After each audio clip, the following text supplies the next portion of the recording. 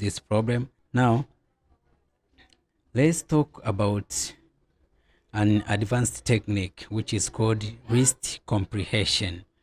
So this is a first way to create a new list from an existing list with single line. For example, if you want to have a list with numbers, let's say we have a list with numbers. For example, let's say my list,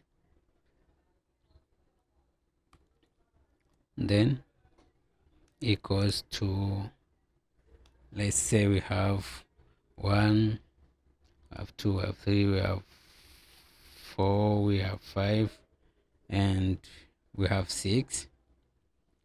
Okay, now let's say B equals to now how we comprehend this, we say I times I, then for I in my list. You can see here that we have just, this is the syntax, that I times I for I in my list.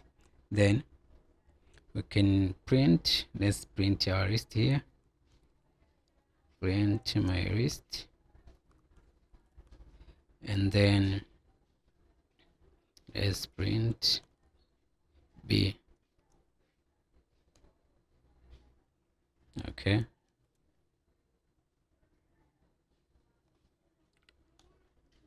Okay, you can see, let's say it's 1 times 1, 1, 2 times 2, 4, 3 times 3 is 9. So this is list comprehension.